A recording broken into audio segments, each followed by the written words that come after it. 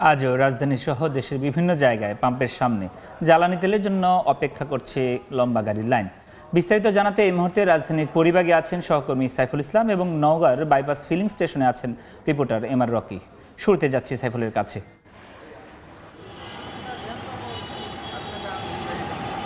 রাজধানীতে তেলের তীব্র সংকট, যেটি আমরা রাজধানীর বিভিন্ন পাম্প ঘুরে দেখেছি, বন্ধ পেয়েছি বেশ কিছু পাম্প। যদি মিরপুর গিয়েছি কিছুক্ষণ আগে, দেখলাম যে ওখানকার বেশ কয়েকটি পাম্প বন্ধ। তবে এর মধ্য দিয়ে আমি এই যে পরিবাগ আছি এখন, রাজধানীর শাহবাগ কেন্দ্রিক যে পাম্পটা, সেটার পরিস্থিতিটা একটু যদি দেখাই, এখানেও দীর্ঘ সিরিয়াল আমরা দেখতে পাচ্ছি। কেননা জ্বালানি তেলের তীব্র সংকটে পাম্প যে পাম্পগুলি বন্ধ হয়েছে, সে পাম্পগুলিতে যদি যে চাপ থাকে মানুষের, সেই চাপটি পড়েছে কিন্তু যে পাম্পগুলি খোলা সেই পাম্পগুলির উপরে। যদি একটু হিসেব নিকেশ করে বলতে চাই, যদি অ্যাভারেজে আমরা একটি পাম্পের 200 গাড়ি যদি আমরা সিরিয়াল বাইকের কথাই যদি বলি, সিরিয়াল থাকে, তাহলে যে দুটি পাম্প বা একটি পাম্প বন্ধ থাকে, সেই দুটি পাম্পের অ্যাভারেজে হিসাব করলে 400 বাইকও কিন্তু এখানে এসে জড়ো হয়েছে। শুধুমাত্র যে বাইক না, আমরা দেখতে পেয়েছি যে প্রাইভেট কারেরও একই রকম পরিস্থিতি।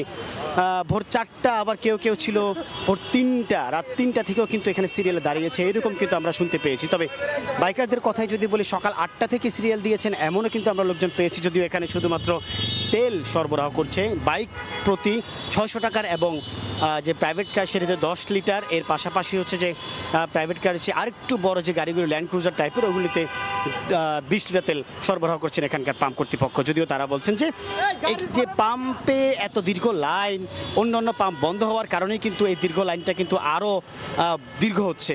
তবে এর মধ্য দিয়ে এই যে পরিস্থিতি, দেশে যদি তেলের আমদানি স্বাভাবিক থাকে, তাহলে কিন্তু এই পরিস্থিতি কেন হয়, এরকম প্রশ্ন কিন্তু এখানকার এই যে আগত চালকরা তাদের মধ্যে রয়েছে। যদিও একটু যদি বলি যে আসলে একদিক থেকে দেখা যাচ্ছে সংকট এবং দীর্ঘ সারির পাশাপাশি বা কৃত্রিম সংকটের অভিযোগ কিন্তু করছে, আবার সিন্ডিকেটের কথাও কিন্তু বলা হচ্ছে। যদিও এর মধ্য দিয়ে এই যে আমরা এখানকার আগত চালকরা, তারা বলছেন যে বৈশ্বিক পরিস্থিতি, যে মধ্যপ্রাচ্যের যুদ্ধের কারণে কিন্তু জ্বালানি তেল নিয়ে সরবরাহে যে অনিশ্চয়তা তৈরি হয়েছে, তার প্রভাব কিন্তু বাংলাদেশেও পড়ছে।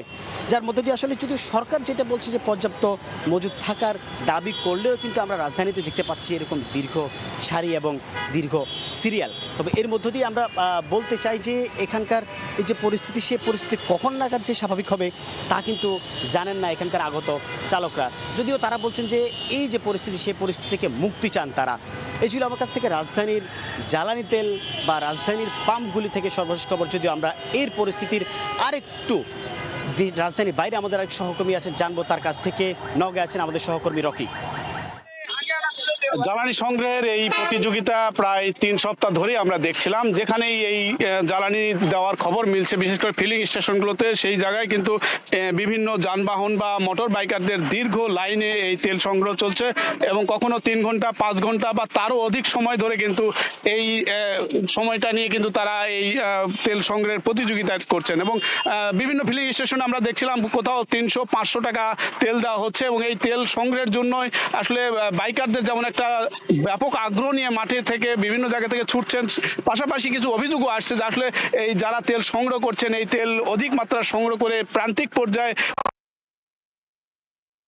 কারণে এক ধরনের চোরা কারবারির যে প্রক্রিয়া, এর ফলে কিন্তু এই সংকট আরেক দফা ঘনীভূত হচ্ছে। এবং এই ক্ষেত্রে আসলে প্রশাসনের বিভিন্ন নজরদারি তারা কথা বলছেন, এবং প্রশাসনের দিক থেকে নওগাঁ জেলা প্রশাসন একটি পদ্ধতি চালু করেছে, মোবাইল অ্যাপসের মাধ্যমে ডাটা শনাক্ত করা হচ্ছে, এবং এই ডাটা শনাক্তে যিনি তেল নিচ্ছেন তার মোবাইল নাম্বার নেওয়া হচ্ছে এবং তার মোটর বাইকের নাম্বার নেওয়া হচ্ছে। এইভাবে একটা প্রযুক্তির ব্যবহারের মাধ্যমে যদিও তেল দেওয়ার এই প্রক্রিয়াটি চলছে, তারপরও সংকটের জায়গাটা কিন্তু কোনোভাবেই কাটছে না। এবং স্থানীয় ফিলিং স্টেশন কর্তৃপক্ষ বলছে প্রতিদিন এ জেলায় ডিজেলের যে চাহিদা রয়েছে প্রায় 1,50,000 লিটার, অন্যদিকে 40,000 বা 50,000 লিটার পেট্রোল অক্টেনের চাহিদা রয়েছে। তার বিপরীতে একেবারে নগণ্য পরিমাণে তারা সরবরাহ পাচ্ছেন, এবং এই সরবরাহের একদিকে যেমন ঘাটতি থাকছে, অন্যদিকে অসাধু কিছু পন্থা অবলম্বন করে মজুদ প্রক্রিয়ার কারণে গ্রামগঞ্জে মজুদের মাধ্যমে কিন্তু এই তেলের আরেক দফা সংকটকে বেশি মাত্রায় ঝুঁকিতে নিয়ে যাওয়ার কথাই কিন্তু স্থানীয়ভাবে জানা যাচ্ছে। মাঝে মধ্যে অভিযান পরিচালনা করা হচ্ছে বিভিন্ন ফিলিং স্টেশন থেকে, কিন্তু মজুদ তেল উদ্ধার করছেন। তারপরও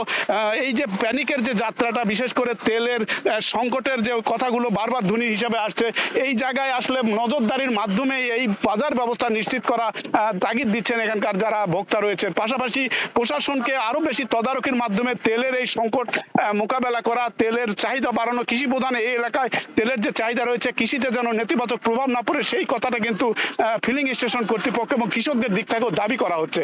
এই ছিল সার্বিক নওগাঁয় ফিলিং স্টেশনে তেল সংগ্রহের দীর্ঘ লাইনের খবর আমার কাছে।